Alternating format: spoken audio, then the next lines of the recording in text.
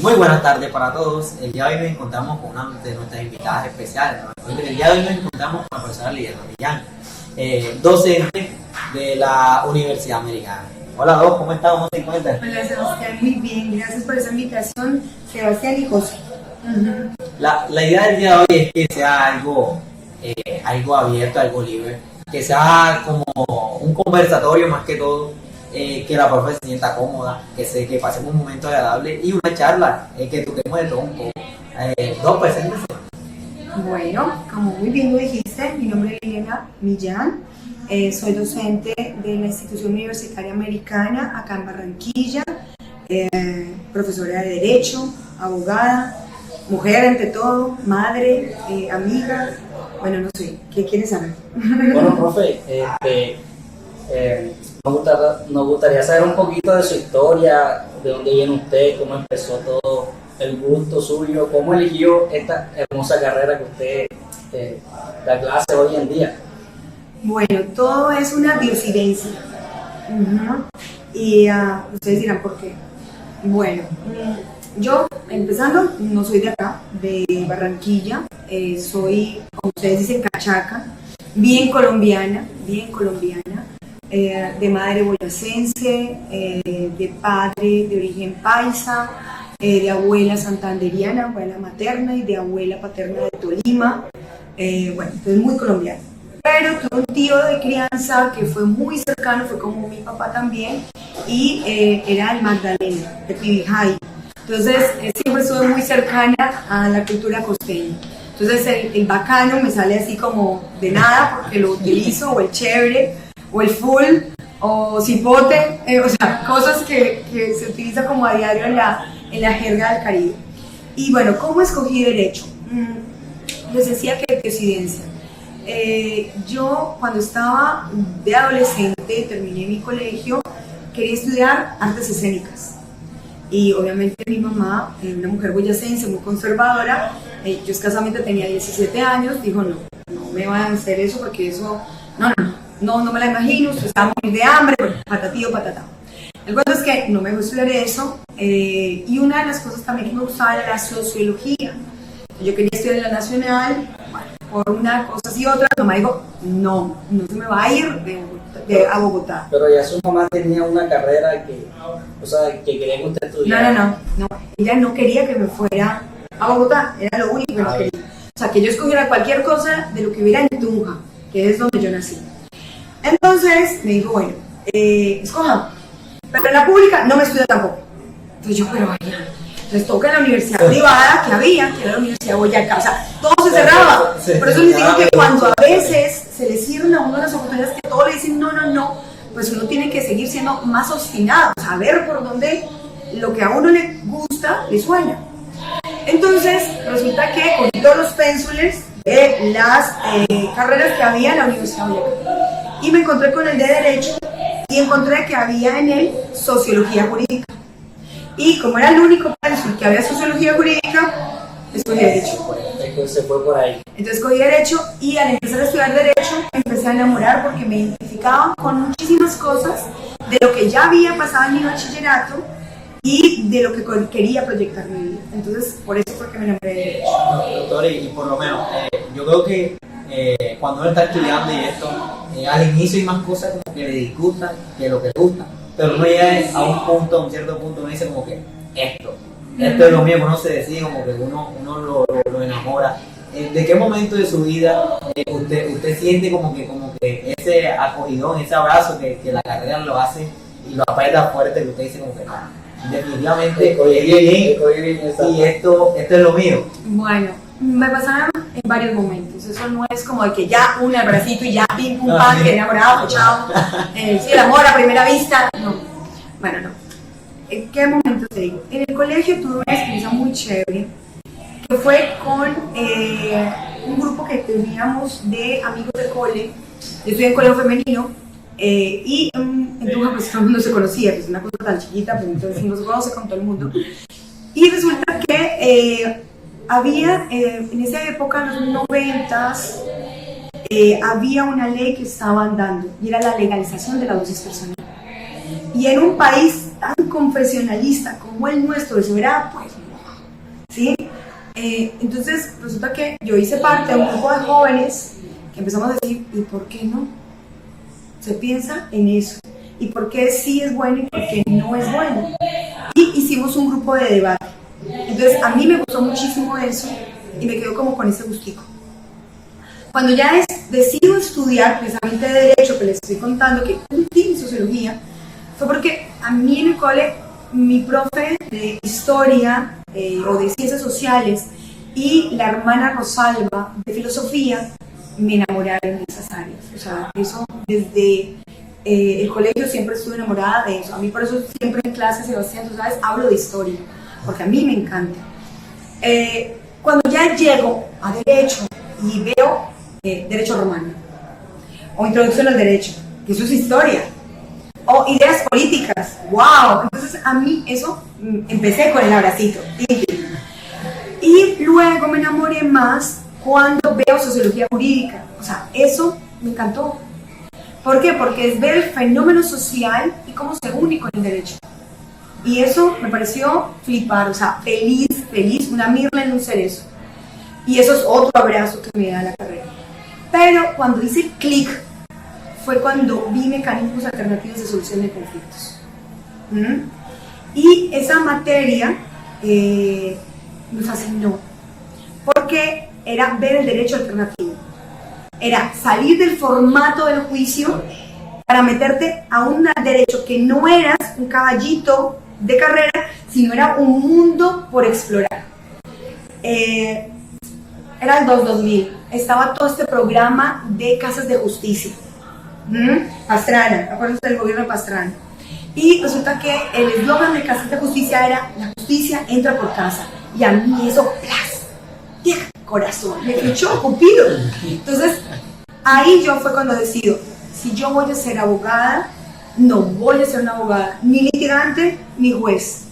Yo quiero hacer derecho alternativo. Y la vida me ha llevado a hacer todo eso. Les decía ahorita, cuando estaban preparando todos estos juguetes tecnológicos, precisamente que yo soy especialista en resolución de conflictos. Entonces, desde soy abogada hace 24 años. Entonces, imagínense, hace 24 años soy abogada, empiezan a hacer cálculos, y hace 18 años soy docente universitario y hablo de mecanismos alternativos, porque no alcancé a graduarme, me hice conciliadora, luego me hice árbitro y luego me especialicé en resolución de conflictos. Enfoco toda mi vida, la he enfocado en la docencia a hablar de eso, de los mecanismos alternativos, de la resolución de conflictos de manera pacífica, de manera alterna a la justicia formal. Y mi tesis doctoral es hablar también de la justicia restaurativa. O sea, se sale del cliché de la justicia formal para hablar de restaurar, de sanar, ¿sí? Y de componer. Tratar de resarcir los daños. Y sobre todo componer. Y al componer es ahí cuando yo, por eso cada vez que estoy en un salón de clase, me pongo a escena y les cuento eso que me enamora. Bueno, profe, yo tengo una pregunta, pues, para que nos explique qué usted entiende por conflicto, o cómo es el conflicto, concepto de conflicto que usted maneja. Y la otra es que si ya de pronto la justicia normal está un poco obsoleta y hay que pasar de pronto a una mejor justicia que solamente encarcelar a las personas. Bueno, o sea, la segunda pregunta que él plantea es que, o sea, que no el juzgamiento, o sea, o la ley que se le impone sea como el de encarcelamiento. Pues, bueno, ahí vamos a hacer varios. Vale, Sebas, vamos a aprovecharnos de que José no es abogado. Exacto. Vamos a aprovechar, vamos a darle escuela. Vas a tener que, ahí voy a hacer el trabajo de enamorarte de que puedas estudiar Derecho. Claro. Ahí está. Bueno, ¿qué te cuento? Bueno, son dos preguntas, exacto, son dos preguntas. Vamos con la primera, ¿cierto? Tú me hablaste de la primera, recapitulémosla. De concepto de complejo de conflicto. Muy bien. Yo aplico, bueno, todo empieza también con mi formación. Yo hablo de una formación en donde el conflicto no lo veo como problema, ¿vale? El conflicto lo veo como una gran oportunidad. ¿Y una oportunidad para qué? Para cambiar. Cuando a uno le mueven el piso, ¿sí? De un estado de confort y te lo mueven, wow. A veces la gente se queda con que, ay, pobrecita, tengo un conflicto, un problema. Resulta que no lo ven con otros ojos, que es, oye, se me presentó esto, pero esto puede ser una oportunidad para esa puerta que se cerró, pues que se abra otra. Esto que fue un desamor, oye, ¿por qué no es algo que me da fuerza para conseguir alguien mejor, que me proyecte, o proyectarme yo sin necesidad del otro? Esa situación tan sencilla como que me robaron en la esquina, me quitaron el celular, me quedé sin plata, ¡ay, qué problema! No, oye, de pronto, qué rico, voy a cambiar mi celular. Eso que me robaron de dinero puede hacer bendición para las personas, pero ustedes acuérdense que hay adagios de las abuelas que cuando las cosas no se hacen bien, no brillan. Entonces, pues que Dios lo bendiga, ¿no? El que le robó a uno. Que a uno Dios le multiplica, ¿sí? O sea, que el conflicto no es un problema, es una gran oportunidad. Una oportunidad. Esa es la primera pregunta. La segunda, creo en mis jueces, creo en la administración de justicia, creo en la justicia formal. El problema es que países como el nuestro, en América Latina, no financian al sistema judicial. Entonces nuestros jueces de la República siguen teniendo que trabajar muy austeramente. O sea, nos falta creer más como pueblo, como Estado, en nuestra institución, nuestro Poder Judicial, que es finalmente quien aplica la ley, para que esa institución tenga más fuerza. Entonces sí creo en la administración de justicia y creo en ella muchísimo, sino que los medios de comunicación, lamentablemente, ahí voy a darte palo, los medios de comunicación la venden muy mal, la venden pésimo. Y si bien hay de pronto servidores que no hagan su trabajo bien, no son la mayoría. Conozco muchísimos jueces y muchísima gente, no solo jueces, sino todo el equipo que está detrás de un juez, todas las parte administrativa que hay detrás del Poder Judicial, o sea, dentro del Poder Judicial, que hacen muy bien su trabajo, excelentemente su trabajo, sino que falta financiación, falta que nosotros creamos como ciudadanos de a pie en la institución. ¿Qué es lo que yo creo? Es que definitivamente los mecanismos alternativos, o la justicia alternativa, o la justicia restaurativa, toda esta justicia comunitaria, equitativa, o tenga más fortaleza, haya más prioridad, porque resulta que el conflicto, como es una gran oportunidad, debería no solamente aplicarlo el juez de la República, sino que tengamos ciudadanos, líderes en las diferentes comunidades, para que ellos también ayuden a administrar justicia. Y ya se está haciendo, ¿vale? Entonces hay el conciliador en equidad, hay el juez de paz, ¿cierto? Hay los mediadores comunitarios o gestores comunitarios, hay las juntas de acción comunal, hacen un trabajo muy lindo en sus comunidades, el policía como mediador, es que si te cuento, o sea, hay mecanismos alternos a la justicia formal que están haciendo su trabajo muy bien y que ayudan a la administración formal para que lo que llegue a la administración formal, a la justicia formal, sea lo que de verdad tenga mucho peso para ir a un juez. Porque resulta definitivamente que sí tenemos que ayudar a la administración de justicia para hacer filtros y para aprender a resolver las cosas, así como nos metemos en los conflictos, pues salgamos de ellos. No, y ahora, uno de los puntos de vista que tendríamos que tomar, más allá del sistema carcelario, cómo está su funcionamiento de la ley, es cómo estamos viendo la educación desde el punto de vista y cómo la estamos transmitiendo. Porque a veces muchas personas no tienen valores, por decirlo así. Muchas personas que para lo que uno es injusto, por lo menos que a alguien le hurte sus pertenencias, algo que uno la sudó, la trabajó, como para uno es injusto, uno dice, no, yo no le voy a robar a cierta persona. Primero porque tenemos la creencia de que hay un Dios que todo lo ve y nos impulsa esto pues a llevar un camino con ciertos valores que nos dirigen hacia algo. La educación de cómo la estamos planteando desde nuestros hogares, principalmente. Y cómo también la educación de nuestros padres ha influido bastante. Porque incluso hay muchas personas que no son profesionales, pero o sea, tienen educación de principios, ¿no? De principios. Y principios y valores, eso es importante. Y también que dirigen a sus hijos por un buen camino. de que le dedican tiempo a sus estudios, a sus cosas, que no dejan como que ellos sean, porque listo, hay muchos chicos que desde pequeños son autónomos, independientes en muchos aspectos de sus padres, pero hay otros no, hay otros que les cuesta mucho más, que necesitan alguien más que esté más dependiente, que esté más guiando. Entonces esto yo digo que la educación es la base de lo que somos en un futuro, creo que eso se fundamenta mucho. Entonces, hoy en día nos encontramos con muchas personas que no tienen respeto, principalmente hacia ellos y hacia las demás personas. Entonces, más allá del sistema penitenciario y todo esto, creo que deberíamos enfocarnos primero en la educación que viene de Una mejor educación.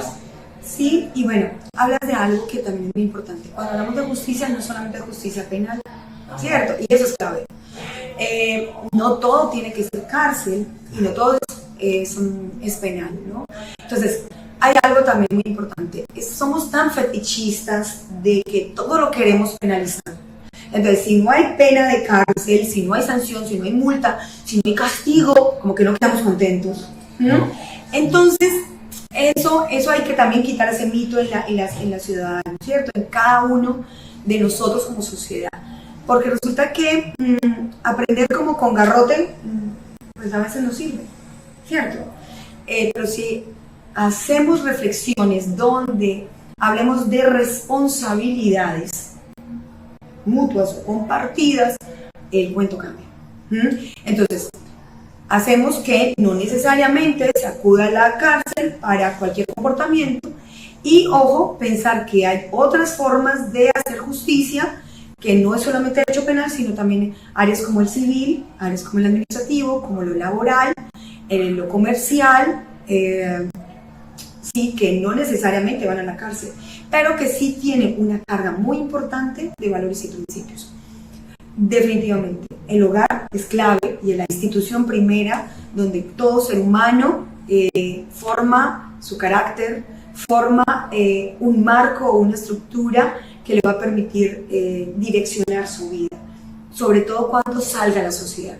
Si yo vengo de hogares o de situaciones que son muy difíciles, pues a veces salgo a la sociedad con los guantes ya puestos, ¿cierto? Y me golpeo con todo el mundo. Entonces eso también es una actitud. Por ejemplo, ya que usted toca eso de los hogares, ahora que se está viendo que a los niños los entregan mucho como al celular y usted sabe que se omite mucha participación de los padres en la crianza, en la enseñanza del día a día, de los principios, los valores. ¿Qué piensa usted de ese abandono y hacia dónde cree usted que van esos jóvenes que se están criando o esos niños que se crean pues viendo celular y no sé cuántos videos, cuánta información? Que están desarrollando una codependencia a la tecnología. Sí, es increíble.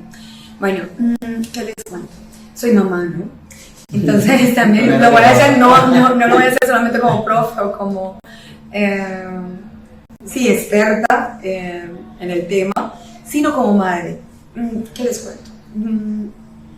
Ustedes ya son, bueno, más jóvenes de pronto. Tú empezaste ya a adaptarte a la tecnología a muy temprana edad, ¿cierto? Pero ya hay generaciones de chicos, y sobre todo los más chiquitos de ahora, que nacen con esta tecnología, ¿no? Si a veces nos pensamos, nosotros decíamos, oiga, ¿cómo hacíamos nosotros para vivir sin esto? Y nosotros que dijimos, no, sí vivíamos, y vivíamos muy bueno, ¿no? Bueno, ¿qué digo al respecto de esto? Yo digo que es una labor de nosotros como padres. ¿Qué tanto estoy asumiendo el rol de ser papá o mamá? Esa es la pregunta del millón. No. ¿Sí? Entonces, al saber si esa pregunta del millón es que yo quería ser papá o mamá, entonces lo asumo con todos los juguetes y con toda la responsabilidad. Volvemos otra vez a la palabra responsabilidad. ¿Y por qué le hago el énfasis? Porque si yo asumo algo con responsabilidad, me apropio del tema. Y resulta que hay mucha gente, lamentablemente, que una noche de copas, una noche loca, tú y yo solos en la casa solos, pues y quedamos embarazados. Entonces resulta que se vienen a enfrentar a tener una familia y a tener hijos, pero resulta que no lo estaban planeando. No estaban preparados. Incluso hoy o lo hacen tan temprana edad. Hoy en día se está viendo ese fenómeno de que ahora, no siempre. Bueno, ¿Tu abuela cuántos años tendría su primer hijo? Mínimo 14 o 15, o sea, toda la vida. sino que hemos naturalizado eso. ¿Qué es lo que pasa? Los medios de comunicación o estas tecnologías nos han permitido que más información llegue mucho más rápido. Por eso ustedes dicen, ahora es que pasa. No, ha pasado siempre. Bien. ¿Me van a entender? Entonces, es ahí donde yo digo, si nosotros nos responsabilizamos de asumir nuestros roles de padres para la crianza de nuestros hijos, de manera que obviemos tener a la niñera celular, porque yo he visto lamentablemente, están en un centro comercial o en un restaurante, está el peque en el comedor de niños y tiquiti, coma, o el pequeñito coma. ¿No se han fijado? Sí. A mí me parece aterrador, porque es que, en lo que tú dices, se vuelven desde chiquitos dependientes de, necesitados de, que si no están con una pantalla, ¿cierto?, al frente, dejan de ser. Entonces, en un mundo paralelo, en el metaverso, ¿cierto? Entonces, en ese sentido, estamos privando al niño de estar en el planeta Tierra, de untarse de tierra, de pasto, de lluvia, de sentir los olores. Cuando yo tuve a mis hijos pequeños, yo los dejaba untarse todo. Empezando porque no tuve ni siquiera comedor bonito temprano. Teníamos una mesa de Rimax donde ponía a Juanpa en su silla y servía, y este chiqui sentaba de acá hasta acá de comida. Pero disfrutaba su comida. Es en este momento en donde él come de todo, porque yo le daba el derecho a que disfrutara de su comida, ¿sí? Sus 2 primeros años estuve con él, todo el tiempo. O sea, yo estaba en etapa contemplativa. Entonces, en ese periodo disfruté porque yo decidí ser mamá. Y disfruté muchísimo y disfruto mucho ser mamá. Entonces, cuando uno sabe que lo que quiere en su vida, uno de sus roles y de sus facetas es ser madre o ser padre, cuando asume ese rol, lo disfruta un montón. Y hace que la tecnología pase a un lado. Exacto. Y imagínense que ya cuando los niños de estas nuevas generaciones ya tienen como esa dependencia de esos teléfonos o hacia la nueva tecnología, ¿cómo hace uno o cómo ya lo va a obligar a que le guste un libro? O sea, cuando ya tú estás acostumbrado a ver tantos gráficos, tantas cosas, como que tantos colores, el movimiento, todo. O sea, ¿cómo tú haces que un libro, la mayoría, por no decir todo, pero hay muchos escritos en blanco y negro, que le llamen la atención, o que sea algo que él desde temprana va a coger y va a usar por su propio medio? Es muy complicado ya cuando hacer ese cambio. Esa transición. Sí, claro. Bueno, yo empezando porque yo me considero un ratón de biblioteca. Me encantan las bibliotecas. Me encantan mis libros físicos. Yo soy feliz. Pero también, Sebas, tenemos que estar en la tecnología. No, sí, claro. Hay libros digitales bacanísimos. Yo los invito para que hagamos esa lectura de libros en bases digitales, que tenemos buenísimas en la universidad, tenemos muy buenas. Fíjate que en el semillero de investigación lo hacemos. Yo siempre les digo, oigan, métanse a todas las bases de datos porque encuentran información muy valiosa y que no necesariamente es en un libro físico, sino que ahora tenemos que apañarnos también con la tecnología. Y es que no tenemos que desplazarnos, a un clic tenemos la información. Y esa información antes era muy sesgada, o sea, tenías que irte a esa biblioteca para coger el libro, no te los prestan a veces todos, tocabas fotocopiar el libro, con la fotocopia, resalte, tapásela un cuadro, imagínate todo el proceso. En tanto acá es un clic y ya tienes la información. Entonces, tenemos que ser muy creativos al aprovechar las tecnologías. Entonces, no es que no utilice la tecnología, sino que sea inteligente a saber utilizar. Por ejemplo, nuestra primera regla cuando entramos a clase, ¿cierto? El primer día, el día 0 de clase. Y yo les digo, no apaguen el celular, solo déjenlo en silencio. ¿Para qué? Para que no interrumpan la clase, claro, porque te suena el tirirí y uno apenas de profesor de dónde suena y perdiste el hilo. En tanto, si tú lo tienes en silencio, no pierdes el hilo, no hay ruido que te interrumpa y que permita tener el diálogo con todos. Y sí, les digo, ténganlo aprendido porque vamos a utilizar, oiga, saquen al doctor Google o saquen a una base de datos y consultémosla, porque hay que saber esto, hay que saberlo utilizar inteligentemente. Doy, saliendo un poquitico más del tema y enfocando un poco más en usted, ¿en qué momento decide usted ser docente y hacer parte de este hermoso arte. Porque Bueno, ahora yo creo que la docencia es uno de los más menospreciados en cierto aspecto Claro. por nuestro gobierno y por De lo más importante también. sabiendo que pues los docentes implican en la formación de nuestros niños, de nuestros jóvenes que se van formando día tras día, una parte fundamental. Bueno, esto es también todo un cuento. Si ustedes me pusieron atención antes, yo les digo que yo salgo a escena, ¿cierto? Ok, muy bien. Desde el colegio hice teatro y si escucharon bien, yo quería estudiar artes escénicas, ¿verdad? Bueno, muy bien. Mi mamá no me dejó. Entonces, la docencia me permite tener público. Yo salgo a escena todo el tiempo, por eso me encanta la docencia. Porque lo que yo aprendo, no soy nada egoísta con eso, me encanta compartirlo. Y hago casi que mi monólogo con colaboración con mis estudiantes todos los días en clase. Por eso la docencia me encanta, porque es una manera de hacer teatro, de estar en tablas, de exponerme con ustedes algo que me estoy aprendiendo, un guión que me aprendí, de mi formación como especialista, como magíster, ahora como doctoranda, y contárselos a ustedes para que se enamoren de eso que yo sé y puedan ser y trascender en sus vidas, que sus proyectos de vida sean proyectos lindos, que transformen la realidad que los rodea. Por eso es que escogí la docencia. Doc, y por ejemplo, ¿cuál ha sido la experiencia más difícil de usted a la hora de enseñar? Porque usted sabe que hay muchas personas que de pronto son perezosas para leer, o hay personas que les gusta el derecho, pero a la hora de interpretar una lectura les cuesta. Entonces, ¿cómo ha sido su proceso como para enseñar a esas personas de pronto tienen un método de aprendizaje un poco diferente a lo convencional? Bueno, Sebastián lo sabe, lo padece.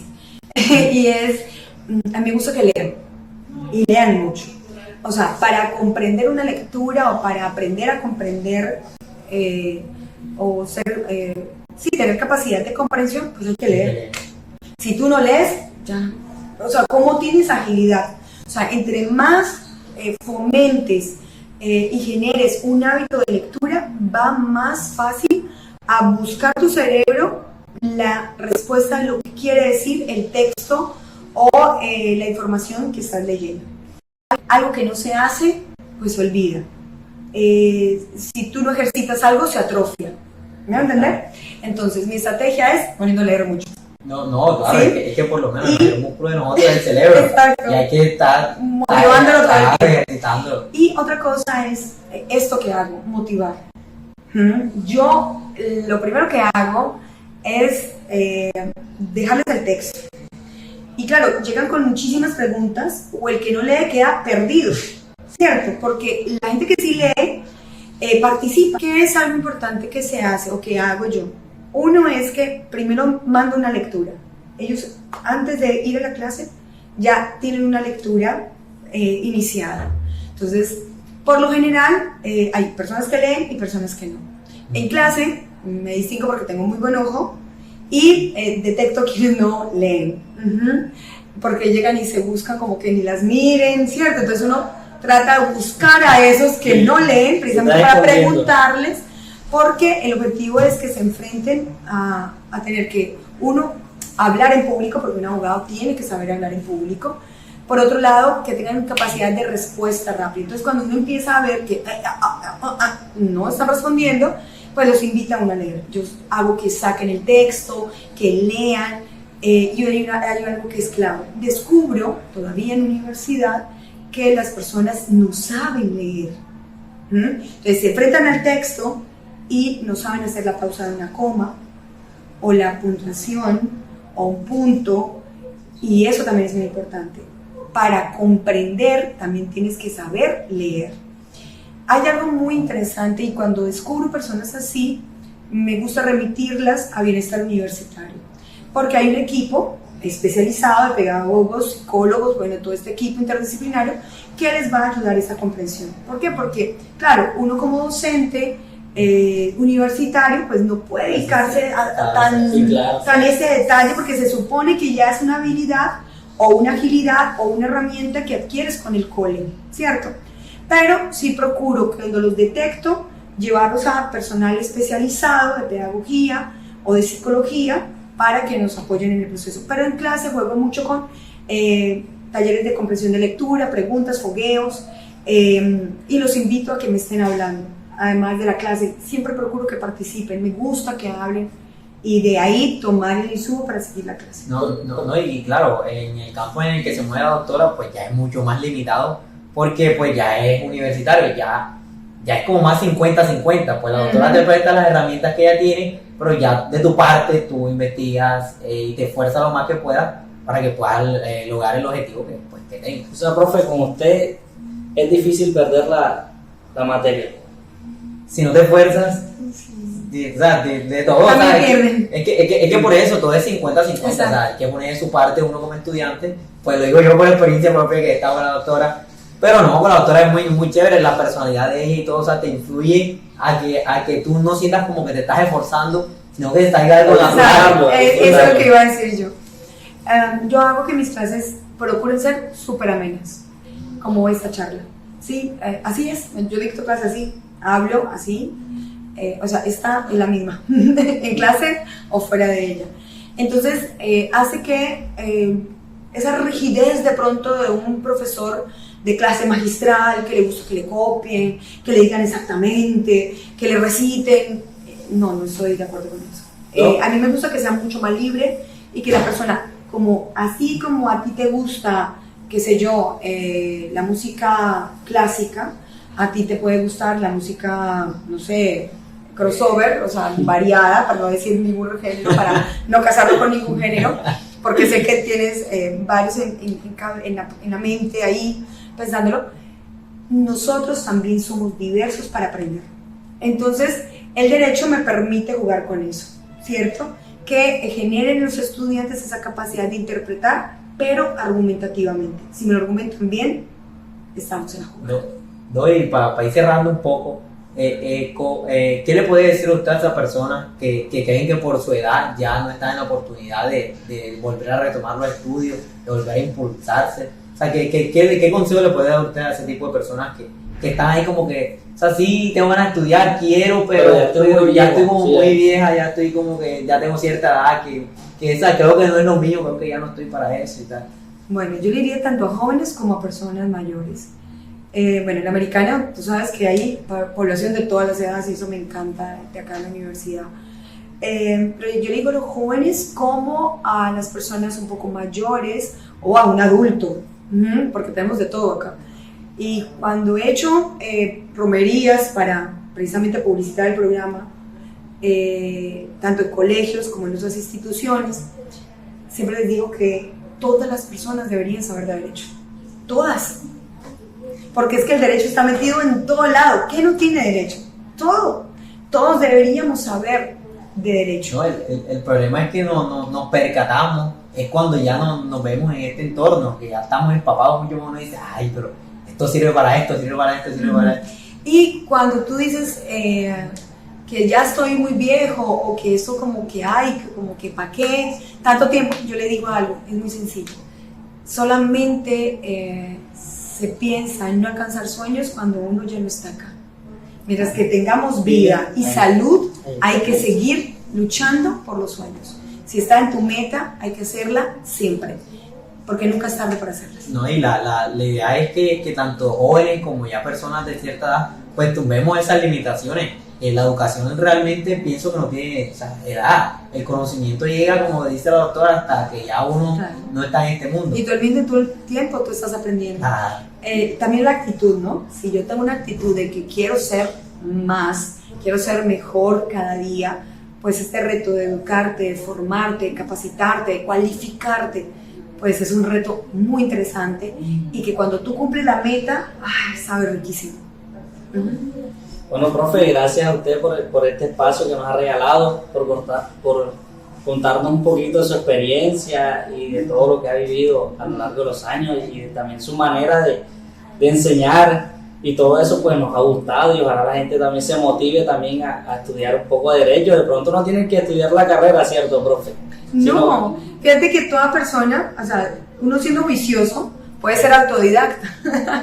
Y el ser disciplinado en la lectura, pues yo conozco muchísima gente que ahora está estudiando Derecho, pero eran abogados empíricos, ¿me voy a entender? O sea, sin el título, ¿cierto? Entonces, sí, que le encanta el Derecho, leen, son muy juiciosos leyendo, pero obviamente al estudiar Derecho aprenden todas esas herramientas de estas habilidades interpretativas, de hermenéutica, argumentación, que definitivamente lo hace la escuela, hablando de las instituciones educativas, ¿no? Universitarias o tecnológicas, porque fíjate que no necesariamente tienes que estudiar Derecho, sino también puedes formarte en técnicas que están asociadas para ser auxiliares, ser asistentes a nivel judicial, que también los forman en partes o en asuntos jurídicos, y al que le gusta, pues le sabe.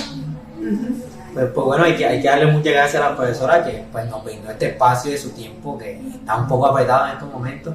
Y pues no, nada, muchas gracias por estar aquí con nosotros. La idea es tenerla en otra oportunidad, que tengamos un poco más de tiempo y más de espacio donde podamos departir y compartir muchísimo más. Gracias a ti, Sebas. Gracias a ti, José. Bueno,